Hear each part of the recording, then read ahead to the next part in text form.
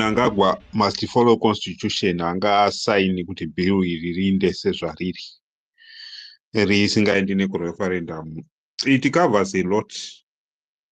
Zvinhu zvakachallengewa nemawo veterans zvatofanira kuundestanda kuti court challenge we are now covered, but we mustn't then we know kuti is captured ndosaka tichiti action ngatimaite. Where I struggle to understand people vanongosvora yes action vanenge vachiisvora tikati non-violent resistant vanobva vati haishandi, court challenge vanobva vati is not proper. So tinozosara tava kutoshayiwa kuti what are we then supposed to do zvichiappreciatwa nevamwe kuti pane chaitwa. Ndo rimwe dambudziko rinozopedzisira ravepo. Saka for the time being tanganga tafara kuti pane that general consensus kuti whatever being agreed kuti ndo action yakuitwa, every organization will support and participate kuti as long as that action will stop 2030.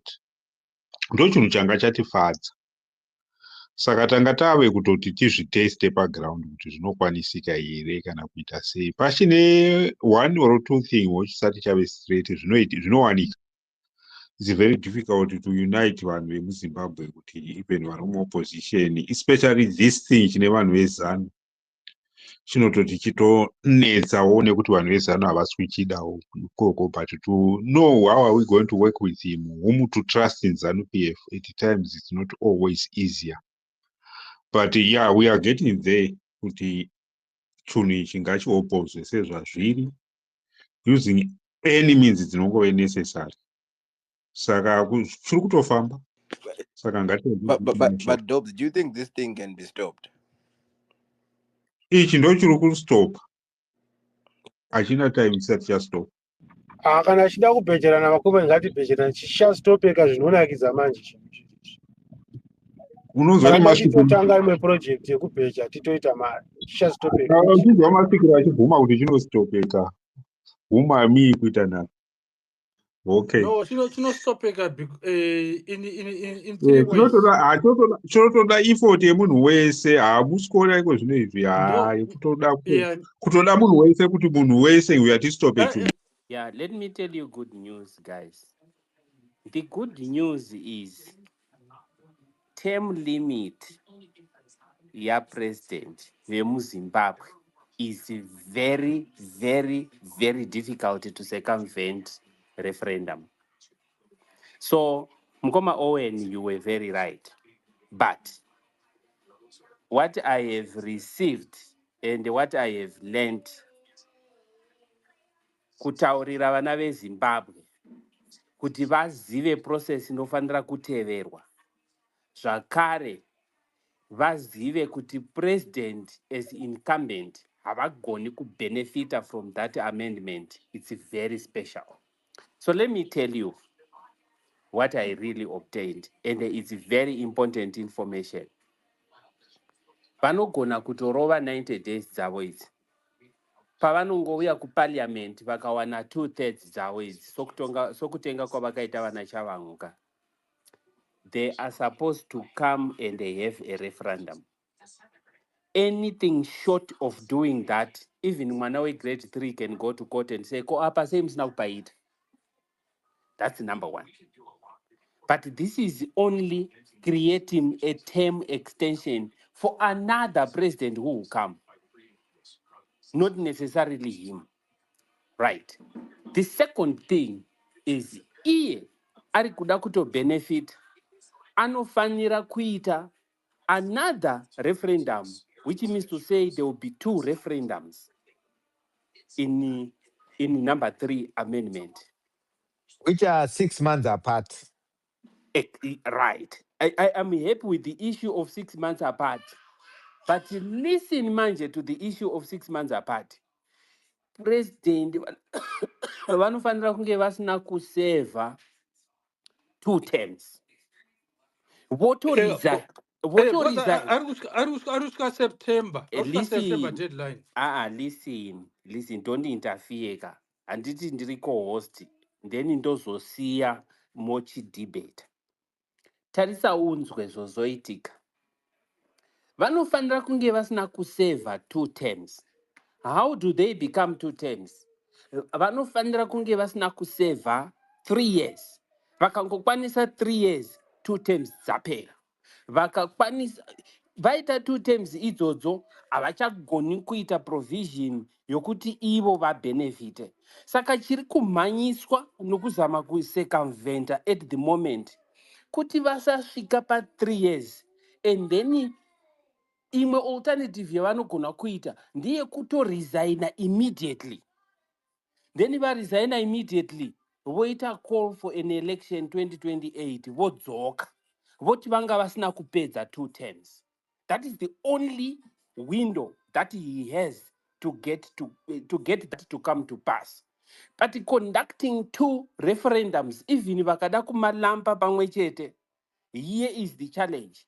The public has more opportunity to see that there is something which is not straightforward than just going and say toda kugadzirisa nyaya. That's why vakada kuunganidza a lot of issues, so that in the bundle of those so many issues vanogona kungoita sneak in these people voti because tiri kuda kuti masoja asaita coup saka zviri nani titi yes. Ivo vachiziva kuti mureferendum iyoyo vaisa extension yapresident, but vanofanira kutanga kubvisa provision inoti iwewe you should not benefit. Kana vaibvisa vairipila iyoyo and vanoiripila nereferendum, havagoni kuiripila without a referendum. It's so complicated zvokuti the authors of our constitution vakati protector. Let's finish up this game, guys. ZANU-PF cannot get this thing right, no matter what. They cannot anywhere, as long as the courts exist and they can read the sentence. Even myself, I am going to go to court alone, even if this group will not be able to do it, because the provision is watertight. That is exactly what Pangonzora was talking about. Now, I know who controls the courts. I think you forgot that. Who No, controls no, the no, courts? no, we No, don't. no, no, no, no. We But don't we even have a want that. constitution. Right. We have a constitution. Let me explain it to expand further from what you said. I think I've read it before, but I'll read it again. If kuvanhu vanotanga vakadzungaira. Right. Kuvanhu vakadzungaira, let me read you my sections acho. My sections I know per sections inonzi iyo section 95 of the Constitution of Zimbabwe.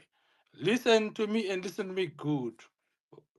And then I want to make it easier for people. Section 95 defines the presidential term as 5 years, running contemporaneous with the life of parliament. Now, this 23rd agenda, trigger my safeguards mechanism in section 328. This is the constitution, not Chipoko. Let me read now what section 28 says.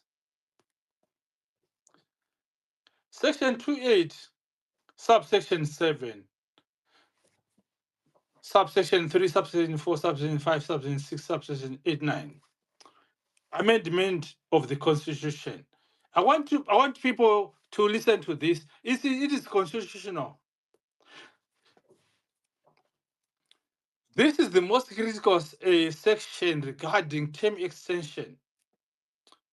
It acts as a poison chalice. What it does is a poison chalice. This acts to prevent a sitting president from changing the constitution to stay in power longer. Section 328, subsection 7. Inotaura kuti izvo kuchidza mutemo wetemo limit yapresident does not apply to any person who held that office before the amendment. But kutaura kuti president uyo aripo akachinja mutemo wacho apply kwaari. Unoapply kumutungamiriri achaya pamberi apo. Right. Unoenda futi mutemo wacho chitaura kuti izvo to overcome the restrictions and allow the incumbent to benefit from an extension of section 328 of subsection 7. This amendment must go also to a second referendum, which must be held after 60 days.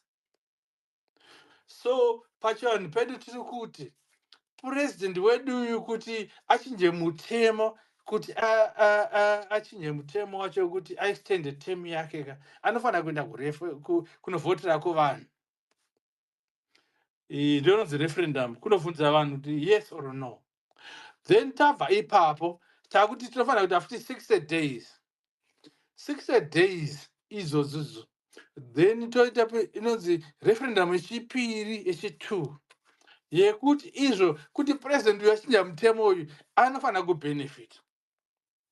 But the problem ipo ndeyekuti now president uyu paanoita ma2 referendum anenge asvika muSeptember, which means anenge ta full term, saka haacha qualify by application of law.